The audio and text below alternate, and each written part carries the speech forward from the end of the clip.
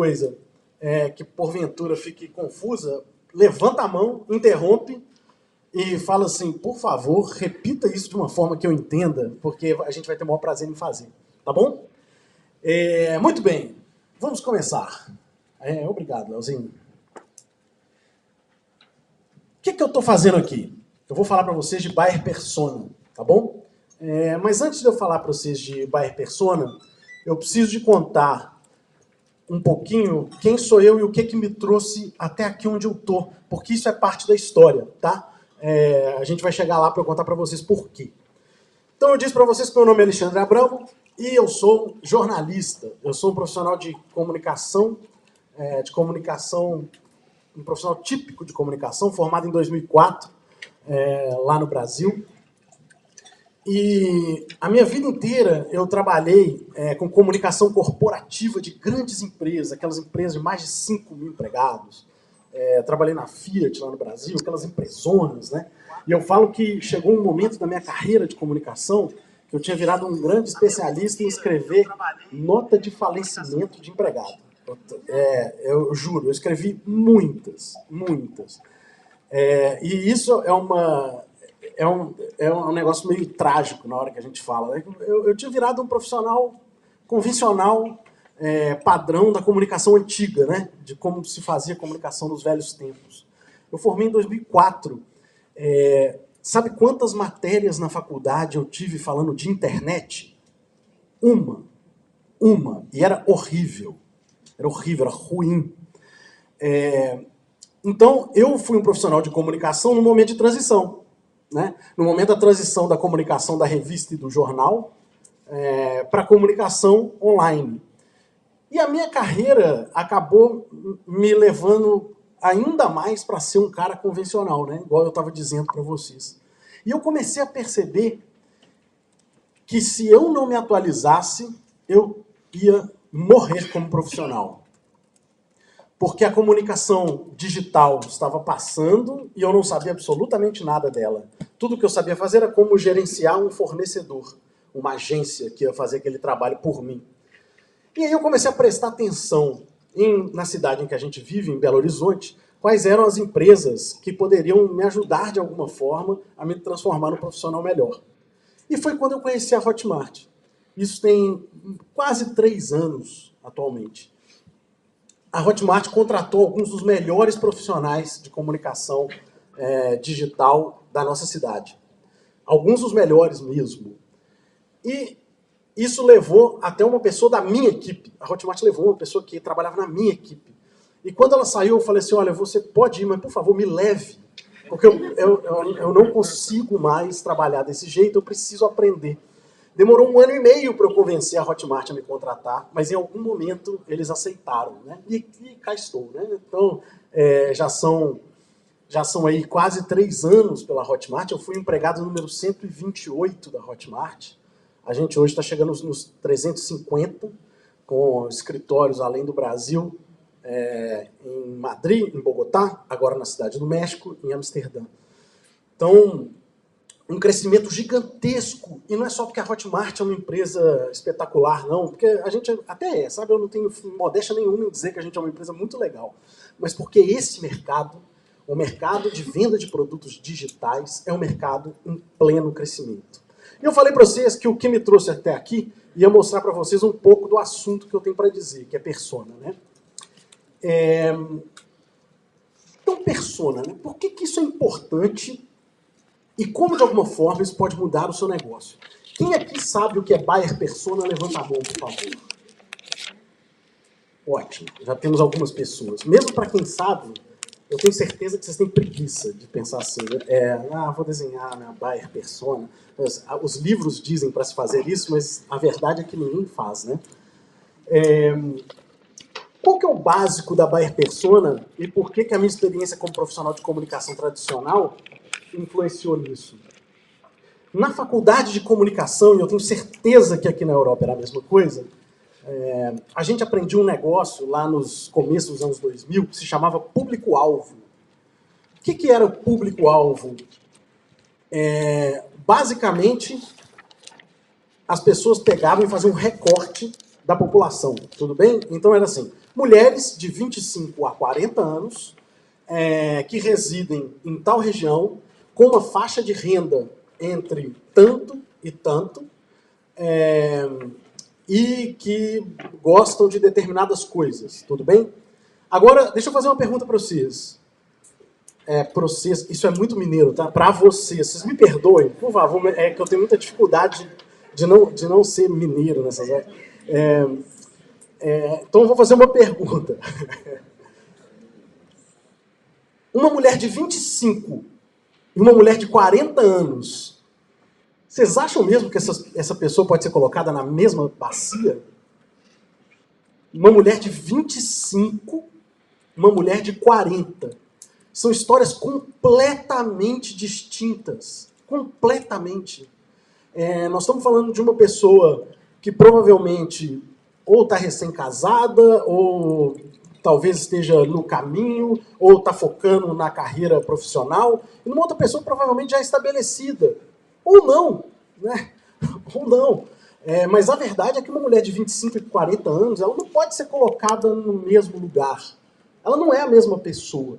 E é aí que a comunicação digital começa a trazer novos conceitos. Então, o conceito de persona é um conceito relativamente novo. É um conceito que tem uns 10 anos, mais ou menos, talvez um pouquinho a mais. Porque antes, na hora que você estava falando de revistas, jornais, televisão, grandes conglomerados de comunicação, era uma comunicação massiva, né, massificada. Então, era uma grande mensagem para uma grande audiência. Na hora que a gente vai falar na comunicação digital, nós estamos falando de uma mensagem para públicos específicos. Então, eu vou desenhar para vocês o que é uma persona. Propriamente uma persona, tudo bem? Essa aqui é Daniela. A Daniela tem 32 anos, trabalha como repositora no o Corte Inglês. No supermercado Extra não vale para cá, não. Casada, mãe de 2 filhos, abandonou o sonho de fazer faculdade de comunicação para sustentar a família. Casou com 18 anos e o marido nunca se firmou em empregos formais. Gosta de comprar produtos para cabelos sempre que tem uma folga no orçamento. É irresponsável e não gosta de parcelar compras. Os filhos estudam em uma escola pública e a mãe fica com eles à tarde, a mãe da Daniela. Apesar de casada, ela está separada informalmente do marido, que ainda vive na casa dela. Seu objetivo é aprender inglês para trabalhar como secretária de um executivo amigo da família. Isso pode parecer um pouco engraçado em algumas partes, principalmente para o público europeu, mas isso é uma história muito comum no Brasil, tá? Uma mulher que sustenta uma casa, que é separada do marido, mas ele mora na casa dela, porque o cara não consegue trabalhar, o cara é um vagabundo. E aí a mulher precisa de sustentar aquele cara, os 2 filhos, a casa, com um salário, provavelmente no Brasil, que não vai dar 1.000 euros por mês. Essa é uma história muito comum. E por que eu contei essa história de maneira tão detalhada? E essa é a verdadeira persona, tá? História detalhada. Idade, número de filhos, o que ela faz, aonde ela vai. Porque você concorda comigo que uma pessoa que provavelmente vive as batalhas que a Daniela vive não vai ter tempo para prestar atenção em qualquer coisa? Ela vai precisar, provavelmente, dedicar a atenção dela para coisas muito específicas e que vão transformar muito a vida dela. Porque ela tem uma vida de batalha. Ela tem uma vida de muita luta. Então não adianta você tentar falar para a Daniela sobre assuntos aleatórios, gerais. Se você não falar o assunto que a interessa, você não vai conseguir ter sucesso para falar com ela. Agora a pergunta, para quem me respondeu que conhece o que é persona, de todo mundo que me diz que sabe o que é buyer persona, vocês têm uma buyer persona definida? De quem me falou? Em geral, não. Você tem? Ótimo. Eu acho maravilhoso quando nós temos alguém, que em geral a gente não tem ninguém. Porque normalmente a gente dedica tanto tempo a realizar um negócio, colocar à venda e fazer estratégias que a gente não volta para pensar em para quem nós estamos vendendo. E isso é uma coisa que transforma os negócios, tá? Se você não tem uma buyer persona bem definida, eu sinto muito, mas você está perdendo dinheiro. Porque provavelmente eu vou deixar uma frase para vocês guardarem de tudo que eu vou dizer, tá? Se eu for embora daqui, guardem essa frase. Quem fala para todo mundo, não fala para ninguém. Tá bom? Quem fala para todo mundo, não fala para ninguém. É por isso que você ter uma buyer persona muito bem definida vai ajudar o seu negócio. Porque você vai falar para pessoas específicas e isso vai ajudar a escalar o seu negócio. Para eu explicar um pouquinho melhor o que eu estou falando, eu vou falar essa é a parábola da buyer persona. Nós temos aqui, eu desenhei 3 personas, tudo bem? Vamos dizer que eu tenho um curso de inglês, eu estou vendendo um curso de inglês para uma audiência, e a minha persona é a Daniela, certo? A Daniela é o meu comprador típico, é a pessoa que compra o meu produto. Isso quer dizer que eu vou escrever conteúdo para a Daniela. Eu vou usar artigo no feminino. Eu vou falar para ela. Ah, Abramo, mas isso é um problema? Não é um problema, porque quem compra de você é a Daniela. Agora, isso quer dizer que nenhum homem possa comprar um produto seu? Não, não quer dizer. Quer dizer que o conteúdo que você faz é específico para a sua persona. Porém, pode ter um Cláudio que compra o seu produto. E essa foto do Cláudio aqui, vocês vão perceber em breve, que é o Clayton, na verdade, que é um dos nossos professores, ele vai estar aqui hoje, é que eu só uso foto de gente conhecida para eu não ser processado. A Daniela é a minha esposa, tá? Então, apesar de que eu tenho trabalho formal, tá bom? E o Clayton vai ser o professor de vocês daqui a pouco. Então vamos dizer, o Cláudio, que está aqui, ele é um cara de 29 anos, uma vida de muito trabalho, dedicação, aprendeu a trabalhar com marketing digital, e ele vive disso sem necessariamente ter estudado. O Cláudio não tem nada a ver com a Daniela. Eu escrevo para ela. Mas o Cláudio pode comprar meu produto. Não tem problema. E ele vai comprar e você vai continuar escrevendo conteúdo para a Daniela. A Margarete, aqui na ponta, ela tem 72 anos. Ela só quer aprender inglês para poder assistir umas séries na televisão e entender um pouco melhor. Só isso que ela quer. Ela também vai comprar esse produto, mas não é para ela que você vai escrever. Você vai escrever para a Daniela. Isso vale para anúncio, isso vale para conteúdo orgânico, isso vale basicamente para todo o conteúdo que você for fazer. Aí você me pergunta, tudo bem, Abramo, eu entendi, eu vou escrever para a Daniela. Mas e se começar a ter um movimento tipo esse? Um tanto de Cláudio começa a comprar o meu produto. Esse aqui é o momento que você vai ter que escrever para 2 personas. E aí eu sinto muito, mas você vai ter que dobrar o seu conteúdo. Esse é o jeito ideal. Você pode continuar escrevendo um só de maneira geral. Mas o ideal seria você escrever um conteúdo para cada um. Porque as dores do Cláudio provavelmente vão ser muito diferentes das dores da Daniela.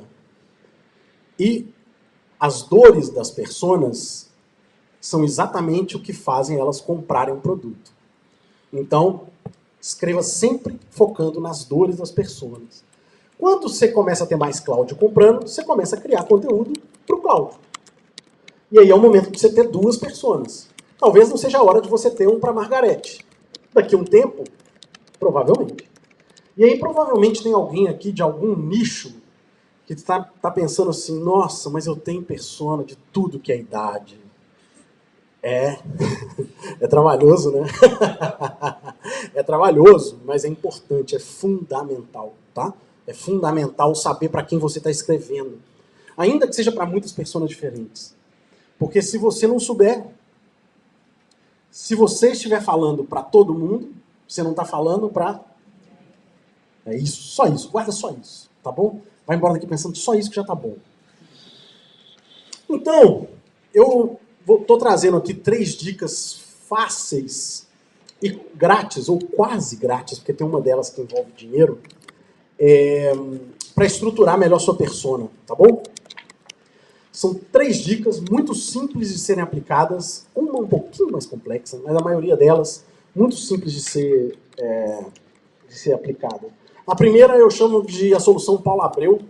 Paula Abreu é uma produtora brasileira. Alguém conhece a Paula Abreu aqui na sala? Joia. Paula Abreu é uma produtora brasileira, uma das mulheres mais inteligentes que eu tive a chance de conhecer na minha vida. A Paula é uma pessoa muito especial. Então, se você não segue a Paula nas redes sociais, eu sugiro, porque ela é uma mulher muito especial. Tá? E a dica da Paula, basicamente, tudo que você vai precisar para estruturar sua persona é de acesso à internet. Tá? Como é que funciona a solução Paula Abreu? Quem tem Kindle aqui? Boa. Quem não sabe o que é um Kindle? Então, eu explico brevemente. Kindle é o leitor de e-book da Amazon, tá? Você não precisa de ter o leitor de e-book para poder ter o aplicativo do Kindle. Você pode baixar no seu celular, vale para qualquer celular. Então, você vai baixar o app do Kindle, ou então qualquer outro, tá? Vale para qualquer leitor de e-book. Mas eu uso o Kindle porque a Amazon tem um volume maior do que a gente vai precisar aqui. Verifique as maiores, melhores e piores notas do livro na seção de comentários, tá bom? Vê lá quem dá 5 estrelas para o livro, vê lá quem dá 1 estrela para o livro. Vou mostrar como. Eu usei um exemplo aqui de um livro muito vendido no mundo todo, né, que é Como Fazer Amigos e Influenciar Pessoas, que é um exemplo muito difundido, né, que o mundo todo compra esse livro. É um livro de desenvolvimento pessoal.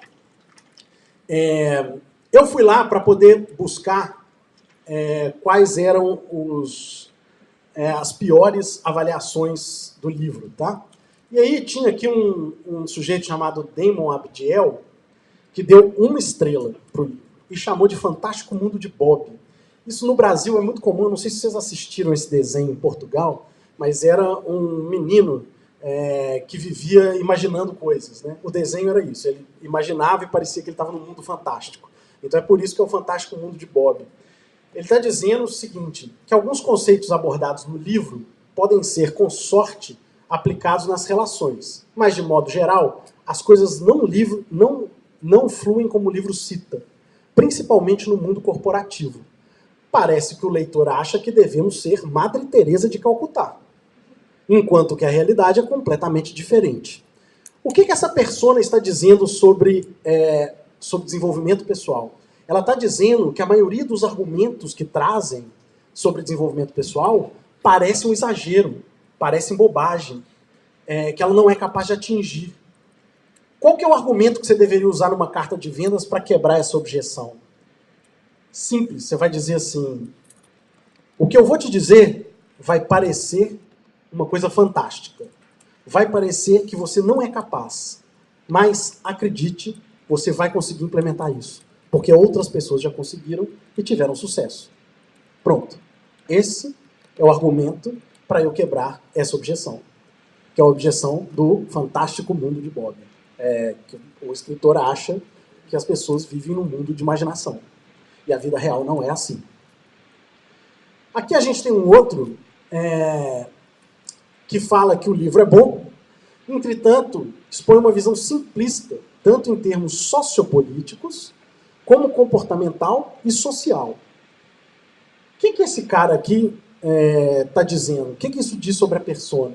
Sua persona provavelmente é uma persona que se importa com o ambiente em que ela está inserida.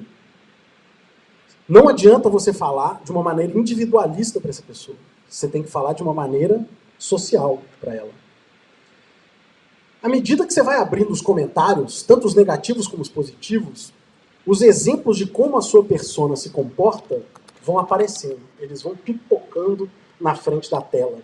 E eles vão se sucedendo. Isso aqui vale não só para livro, vale para canal de YouTube. Então, você que está olhando para mim pensando assim, Abraham, mas para mim a persona é muito difícil porque eu vendo um produto para tratar cabelos. Que livro essa pessoa lê? Aí eu vou dizer, vá ao YouTube, descubra qual é o canal que essa pessoa assiste e vá ler os comentários. Vale do mesmo jeito. O que estiver sendo dito de bom, você deve replicar. O que estiver sendo dito de ruim, você deve evitar. É simples. Um dos maiores youtubers brasileiros da atualidade, ele fez um estudo idêntico. Exatamente dessa forma. Ele procurou canais que tinham o mesmo público que ele, leu os comentários e, olha, ler os comentários é a coisa que as pessoas deixam mais para segundo plano nos dias de hoje em marketing digital. Ninguém quer ler comentário, porque ler comentário é um saco. É muito chato ler comentário. Mas é lá que estão as verdadeiras impressões das pessoas sobre o que você precisa mudar, melhorar ou manter, tá bom? E mais, o que o Kindle permite? O Kindle tem lá as marcações das pessoas, das partes mais importantes do livro. Ou seja, o Kindle te dá, na verdade, um mapa do que as pessoas consideram importante. Então, na hora que você vai nas marcações mais importantes, eu escolhi uma aqui, uma que tem 194 pessoas que marcaram. Se 194 pessoas marcaram a mesma passagem de um livro, é porque ela é relevante, concordam? Ela é relevante. Ou seja, o Kindle te dá todas as dicas que você precisa para poder mapear sua persona. Obrigado, Paulo Abreu. A segunda dica que eu tenho é pesquisa com a própria base. Para quem já vendeu, ainda que sejam 10 unidades, nada mais vai ser relevante do que a sua própria audiência. Se você já fez 10 vendas, você sabe quem são essas pessoas? Mas eu falo assim, você sabe no detalhe quem são essas pessoas? Você já conversou com todas elas? Ou se você não vende, mas você já cria conteúdo, você sabe detalhes sobre a pessoa que consome seu conteúdo? Porque você não está fazendo conteúdo para você, não. Você está fazendo para ela. Você pode até fazer para você também, mas o conteúdo que você está fazendo é para ela. Você sabe mesmo que é essa pessoa? E aí, eu sugiro algumas coisas. Se você já tem uma base de compradores ou uma base de e-mails, manda uma pesquisa para eles. Quem é você? Deixa eu te conhecer melhor. Que idade você tem? Quantos filhos você tem? Se é homem ou mulher? Isso normalmente pelo e-mail já dá para saber, mas manda uma pesquisa. As pessoas respondem, tá? Pode parecer estranho, mas as pessoas aceitam. As pessoas já têm uma relação com você, elas vão aceitar responder. E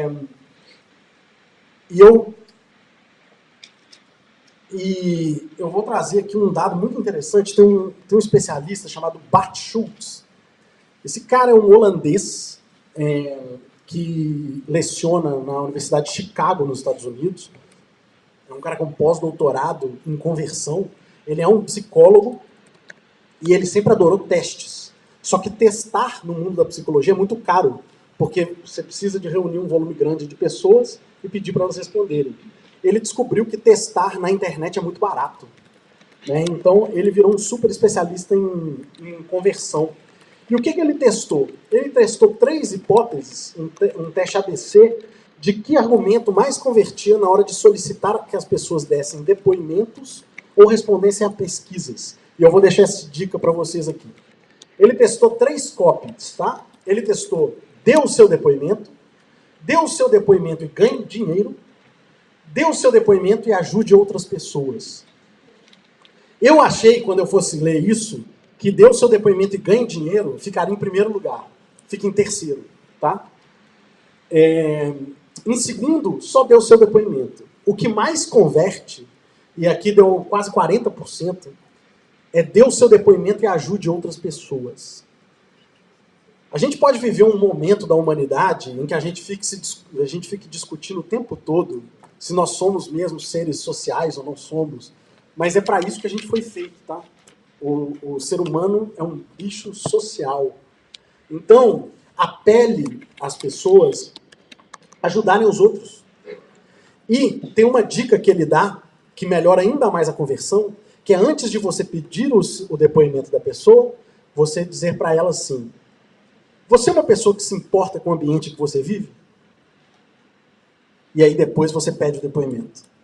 Assim, então, se você se importa, me ajuda a fazer esse nosso ambiente um lugar melhor. Então, quando você apela para o lado social antes de pedir o depoimento, você aumenta ainda mais a conversão, tá? A esse tipo de resposta. Então, mais uma vez, sem gastar dinheiro. Agora, se você já tem uma base de compradores um pouquinho maior, você já encontrou pessoalmente essas pessoas? Eu não estou falando todas, não.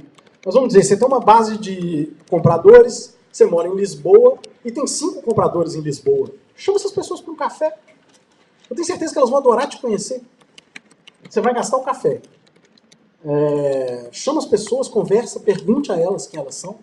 E eu tenho certeza que elas vão ter a maior boa vontade em responder isso para você. E por último, a última dica que eu tenho para dar para vocês, que é uma dica, essa sim, passa para mim, por favor, Léo, que vai gastar um pouquinho de dinheiro, é só um pouquinho, tá? Que é o teste de tráfego. O que consiste o teste de tráfego? Eu peguei aqui 4 argumentos como se fosse aula de inglês, que foi a hipótese que eu estou testando desde o começo, certo? Então, aprender inglês depois de ter ficado velho, como é o meu caso, mentira, eu já sabia inglês, mas tem muita gente que tenta aprender inglês depois quando está mais velho, né?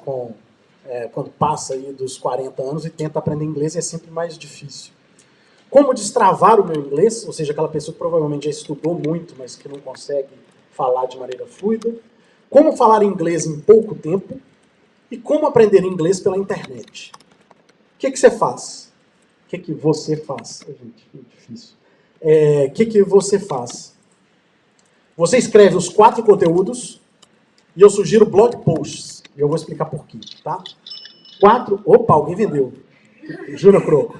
Vendeu. Obrigado, hein? Você escreve 4 conteúdos. 4 conteúdos.